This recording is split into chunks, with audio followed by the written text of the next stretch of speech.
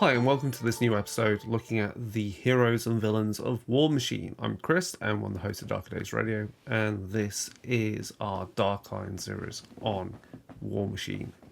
So, we're going to talk about Lylyth, who is a warlock who is used in the Legion of Everblight army of old, but now is a warlock within the Khymaera army. So let's dig into who she is. So, Lylyth, despite her draconic kind of form and now, before was one of the Nis elves living in the far north, on the borderlands to Kador.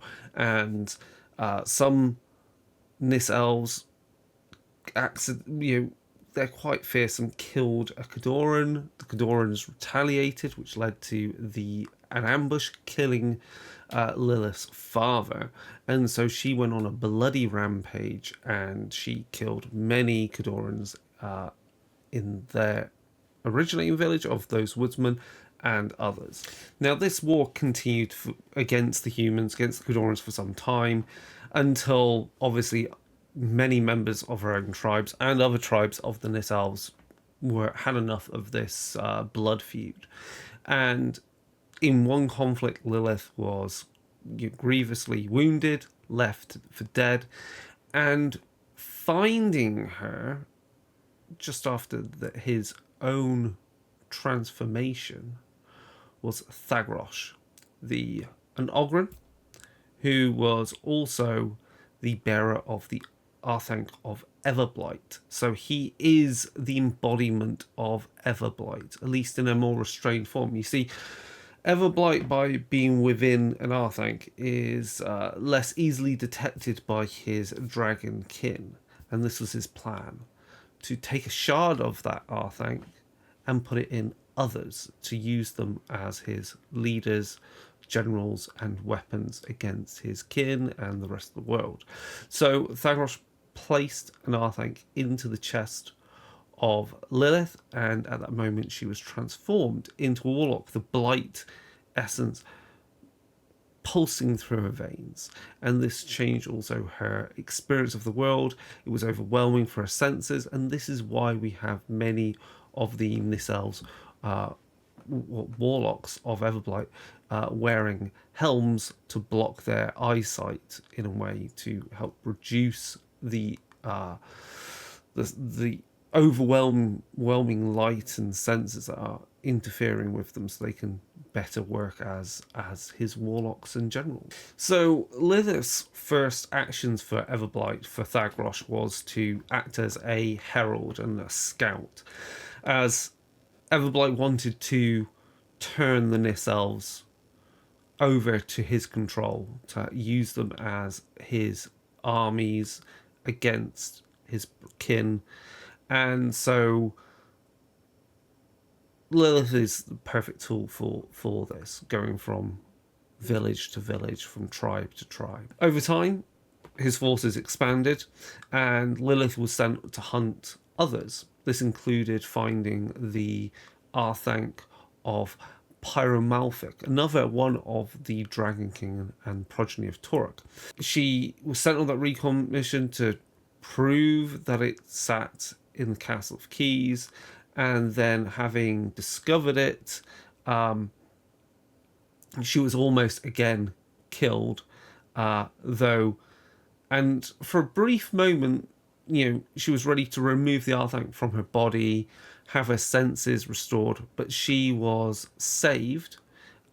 She was saved by the sisters, Seren and Rias, who those two sisters are the two sisters who create, in effect, the Khymaera. So they keep Lylyth around. They keep her alive, and so Lylyth is in effect reborn. Everblight has now at this point gained the Arthanc of his brother Pyromalfic, which is a good thing in the short term, maybe for Everblight. It empowers him. He's now more powerful than many of his other dragon kin. However, he wasn't able to fully take control of the Arthanc in the fusing, and so elements of Pyromalfic's thoughts and ideas and plans kind of worm into Everblight's and make him a little less careful in his plans. Now, things get really complicated before the Infernal Invasion. So, Rias and Seren, Seren has, at this point, learnt how to block Everblight and shield her twin sister also from the influence of Everblight. So while they had Arthancs within them from Everblight, they were beginning to gain a level of autonomy away from the dragon. And this leads into a whole thing where the Arthanc of another dragon, a dead one called Nidaboros, was discovered by Signar. And there's a huge battle because right now we have Blightigast, one of the most powerful of the dragon brood, after, of course, his father Torok, leading them to try and hunt down Everblight and destroy him. The discovery of this Arthanc then gets the attention of Torok, who obviously wants that to further empower him. Blightigast, of course, wants it for his own. Everblight wants this Arthanc as well. And so you have this huge battle taking place within the Wormwall Mountains and within the lands of Signar. And Lylyth is present, trying to get this Arthanc for Everblight. And things get even more twisted as the twin sisters decide that a better option in order to defeat Torok for the time being is to give the Arthanc of Nidaboros to Blightigast, not their master Everblight. So this occurs, and there is a lot of infighting. Lylyth is directed to hunt down the sisters. And during this time, Rias is also displaying some abilities to turn into a greater draconic form rather than just being a simple elf. And these battles also in these hunts gets the Crixian forces involved.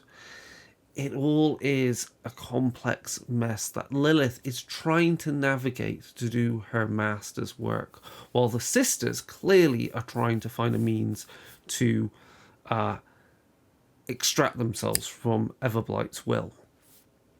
Now, Lylyth's own actions for Everblight, hunting down Rias and Seren, becomes difficult for her, because despite the influence of Everblight, the actions where the sisters had saved her and other actions later has allowed Lylyth to see that the sisters are perhaps the only means for all of them to save the Nis elf race.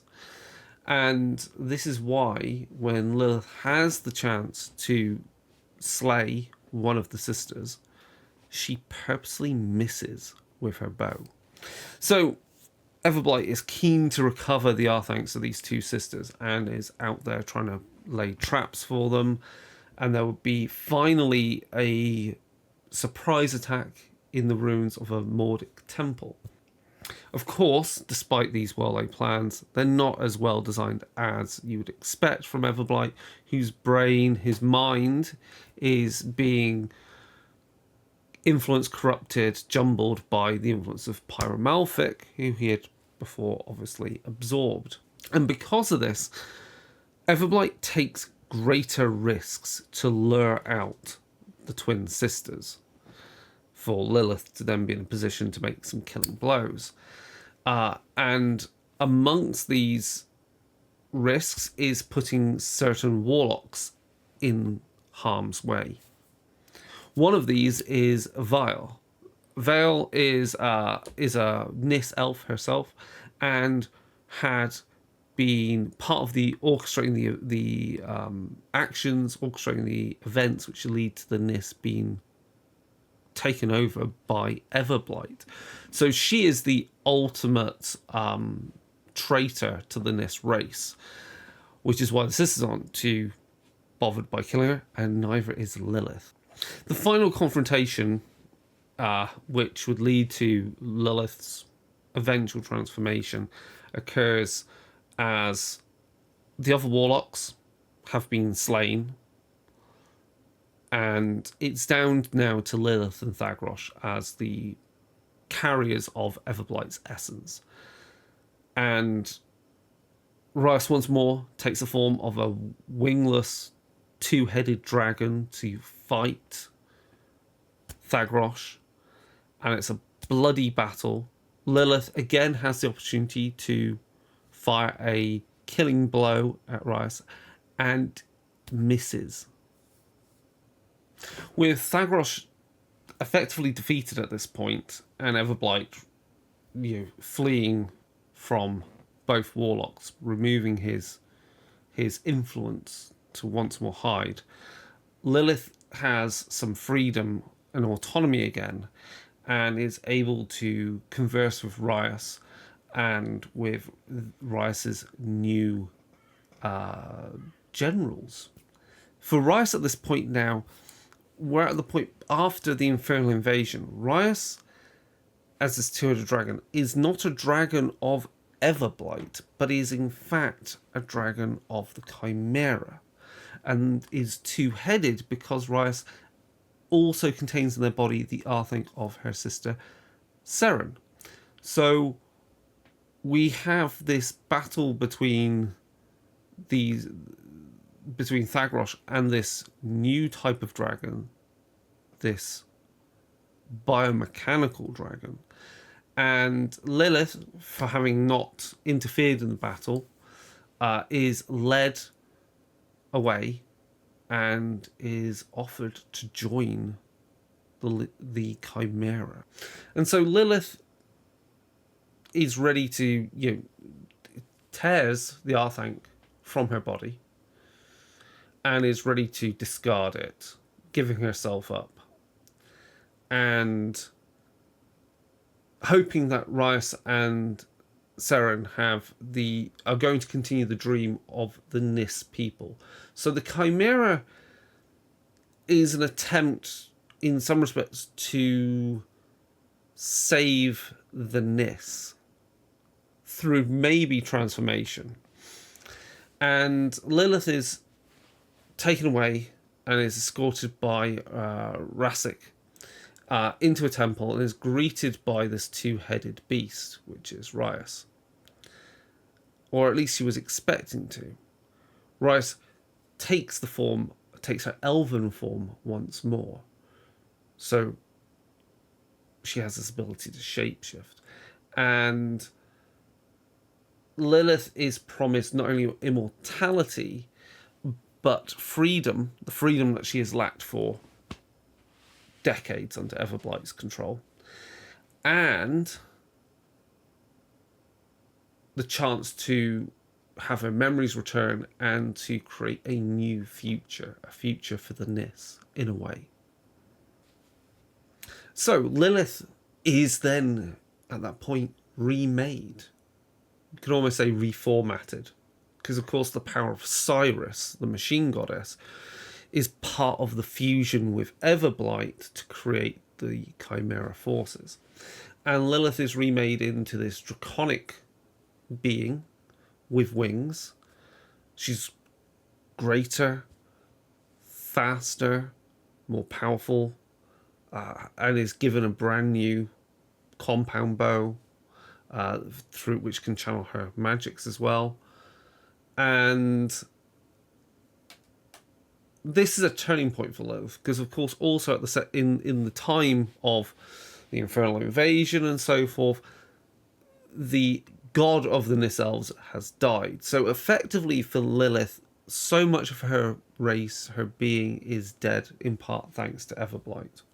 Now, the transformation of Lylyth is not totally in her control, as Seren manipulates her, takes the memories of the death of her father and amplifies those a little bit to make Lylyth even more of a cold-hearted killer in the service of Khymaera. But she still has some autonomy. Lylyth is given a great deal of freedom compared to the other Warlocks in how she conducts her battles, her business for Khymaera. And that's Lylyth in a nutshell. She's out there in the world with some autonomy, free, with her memories back, looking to restore something of the Nis Elves, but in a new form. Acknowledging that their time is essentially past and that the Khymaera represents a new future. And she's out there to eliminate things that don't fit within this plan, whether they're Khadoran, Legion of Everblight, Crixian, Infernals, whatever. But again, like with Ursus that we looked at in the previous episode, Lylyth is a character that we have known throughout previous editions as a Legion of Everblight Warlock, and is now, in the new edition, part of the Khymaera forces. So I hope you've enjoyed this kind of quick overview of this character, and if you want to learn more, like, subscribe to this YouTube, come along to Dark Days Radio's Discord. We've got stuff on our Instagram, and we've got a Facebook page. You can keep with updates there. And there'll be some more Warmachine content soon. So thank you for watching, and goodbye.